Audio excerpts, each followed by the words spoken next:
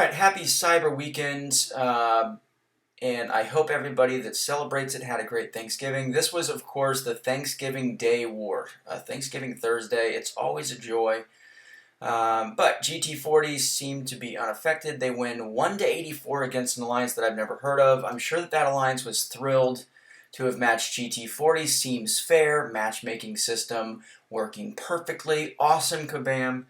JA, the number 2 ranked alliance with the first donut of the season, at least, from reported wars in Tier 1. So, Sweden's alliance unfortunately has a tough war, 14 deaths. At some point, I'm sure that JA cleared, and Sweden's alliance is just like, F this is, what's the point? But, yeah, you're not going to beat 0 anyway, so that's just a tough draw there.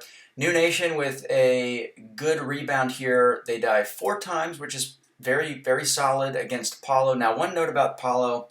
Paulo is not really an unranked alliance. They're much, much better than that. I would guess that they're probably somewhere in the 12 to 15 range. The reason that they're not on the leaderboard and the reason that they show unranked here is that they're one of the alliances in Tier 1 that has chosen not to share their war information, which is totally their call. No hard feelings, obviously, but their data is incomplete, so we can't include them on the spreadsheet with missing information. So anyway, they're definitely better than an unranked alliance, but that's the reason. So TCN 5-26 against Matrix. Matrix, guys, if any of you guys watch this and you have a little bit more context about that, it crossed my mind that might have been a typo, but that's the information that was given to me. 26 seems obscene for an alliance that has been pretty strong. 6th ranked coming into this war, so very weird. But again, it is also Thanksgiving. Some wacky stuff happens on Thanksgiving War Attack. DSVG up against HTK. DSVG wins 5-15. HTK has had a really good season. They're 5-2, so they dropped to 5-2. They've just been really up and down. They'll have really strong clears, and then they'll kind of have duds like this, and that's why they are ranked so quote-unquote low here, 12th. They're probably better than the 12th ranked alliance. The consistency just seems to be the thing with them. But XK9 6-10 against SGA, and then Legion 7-9 against 4 Loki. SSX 8-42 against NY231. And then Salty with another crazy clear here. The last 3 wars, including this one, they died 4 times, 3 times, and now 4 times. So they're a scary alliance, and I don't know what's changed for them lately, but 4 is really strong, and it's going to be tough to beat for even some of the best alliances. So good for those guys. If they keep it up, they're just going to climb up the leaderboards and climb up this ranking sheet as well.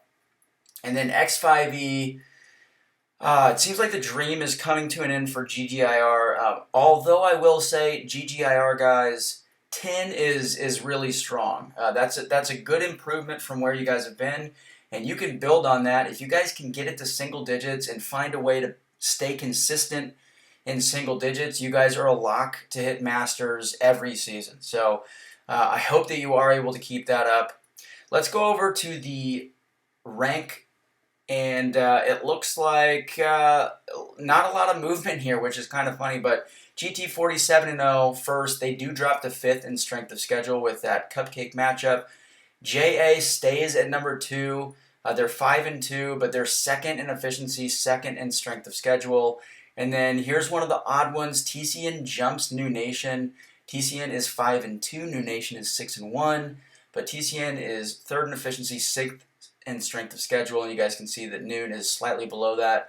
If you guys do check out the actual spreadsheet in the link in the description box, you guys can see that the separation between basically 3 through 5 right now is like single decimal point, or like a single digit.